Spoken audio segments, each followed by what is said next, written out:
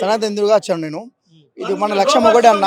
ఇక్కడ మన ఇండియాలో మన తెలంగాణ భాగ్యనగరంలో ఎందుకు రోహింగ్యాలు ఎక్కువ ఉన్నారంటే స్టేట్ గవర్నమెంట్ నెగ్లిజెన్సీ వల్లనే రోహింగ్యాలు మన స్టేట్ లో ఉంటున్నారు. అదే కొంచెం స్ట్రిక్ట్ చేసుకుంటే strict like Assam they have to introduce some acts so that they can go. వాళ్ళు వెళ్ళిపోతే బాగుంటది ఇక్కడ నుంచి. అయితే మనది ఒకటి లక్ష్యం అన్న. ఒకటి వాళ్ళు వస్తారు, ఒకటి ఒకటి దానివల్ల మనం లాస్. ఒకటి ఏంటంటే ఆర్థికంగా లాస్ అవుతాము. డైలీ మనకు 500 రూపీస్ ఇస్తే వాళ్ళు 300 రూపీస్ చేస్తారు. అందువల్ల మనకు ఎంప్లాయ్మెంట్ లాస్. వాళ్ళకు బెనిఫిట్ అండ్ వాళ్ళది కంట్రీ ఇది కాదు.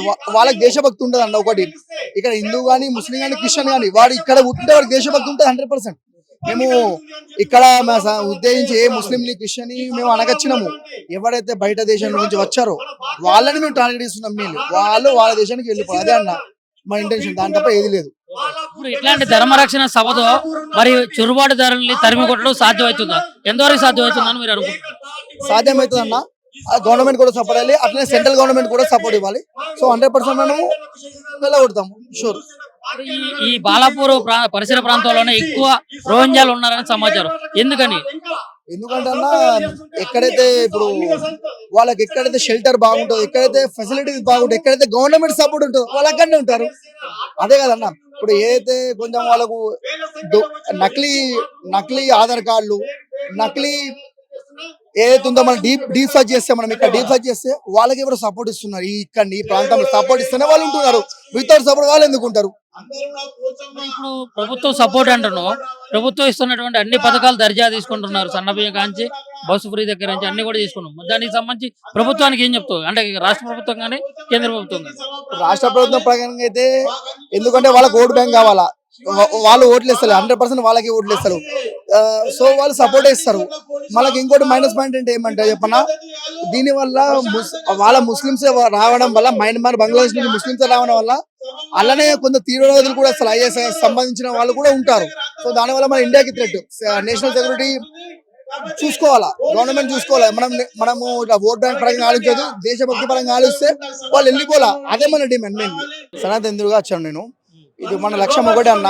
ఇక్కడ మన ఇండియాలో మన తెలంగాణ భాగ్యనగరంలో ఎందుకు రోహింగ్యాలు ఎక్కువ ఉన్నారంటే స్టేట్ గవర్నమెంట్ నెగ్లిజెన్సీ వల్లనే రోహింగ్యాలు మన స్టేట్ లో ఉంటున్నారు. అదే కొంచెం స్ట్రిక్ట్ చేసుకుంటే strict like Assam they have to introduce some acts so that they can go. వాళ్ళు వెళ్ళిపోతే బాగుంటది ఇక్కడ నుంచి. అయితే మనది ఒకటి లక్ష్యం అన్న. ఒకటి వాళ్ళు వస్తారు, ఒకటి దానివల్ల మనం లాస్. ఒకటి ఏంటంటే ఆర్థికంగా లాస్ అవుతాము. డైలీ మనకు 500 రూపీస్ ఇస్తే వాళ్ళు 300 రూపీస్ చేస్తారు. అందువల్ల మనకు ఎంప్లాయ్మెంట్ లాస్. వాళ్ళకు బెనిఫిట్ అండ్ వాళ్ళది కంట్రీ ఇది కాదు. వాళ్ళకి దేశభక్తి ఉంటుంది అన్న. ఒకటి ఇక్కడ హిందూ కానీ ముస్లిం కానీ క్రిస్టియన్ కానీ వాడు ఇక్కడ పుట్టితే వాడికి దేశభక్తి ఉంటుంది 100%. మేము ఇక్కడ ఉద్దేశించి ఏ ముస్లింని క్రిస్టియన్ని మేము అనగచ్చినాము. ఎవరైతే బయట దేశం నుంచి వచ్చారో వాళ్ళని మేము టార్గెట్ ఇస్తున్నాం. మేము వాళ్ళ దేశానికి వెళ్ళిపోవాలి. అదే అన్న మా ఇంటెన్షన్, దాని తప్ప ఏది లేదు. ఇప్పుడు ఇట్లాంటి ధర్మరక్షణ సభతో మరి చొరబాటుదారుల్ని తరిమి కొట్టడం సాధ్యమవుతుందా? ఎంతవరకు సాధ్యమవుతుందని మీరు అనుకుంటున్నారు? సాధ్యమవుతుంది అన్న. గవర్నమెంట్ కూడా సపోర్ట్ అయ్యాలి, అట్లనే సెంట్రల్ గవర్నమెంట్ కూడా సపోర్ట్ ఇవ్వాలి. సో 100% మనము వెళ్ళగొడతాము షూర్. ఈ బాలాపూర్ పరిసర ప్రాంతాల్లోనే ఎక్కువ రోహింగ్యాలు ఉన్నారని సమాచారం. ఎందుకని? ఎందుకంటే అన్న ఎక్కడైతే ఇప్పుడు వాళ్ళకి ఎక్కడైతే షెల్టర్ బాగుంటుందో, ఎక్కడైతే ఫెసిలిటీస్ బాగుంటాయి, ఎక్కడైతే గవర్నమెంట్ సపోర్ట్ ఉంటుందో వాళ్ళు అక్కడనే ఉంటారు. అదే కదన్న. ఇప్పుడు ఏదైతే కొంచెం వాళ్ళకు నకిలీ ఆధార్ కార్డులు, నకిలీ ఏదైతే ఉందో మనం డీప్ సర్చ్ చేస్తే, మనం ఇక్కడ డీప్ సర్చ్ చేస్తే వాళ్ళకి ఎవరు సపోర్ట్ ఇస్తున్నారు? ఈ ప్రాంతంలో సపోర్ట్ ఇస్తేనే వాళ్ళు ఉంటున్నారు. వితౌట్ సపోర్ట్ వాళ్ళు ఎందుకు ఉంటారు? ఇప్పుడు ప్రభుత్వం సపోర్ట్ అంటున్నాం.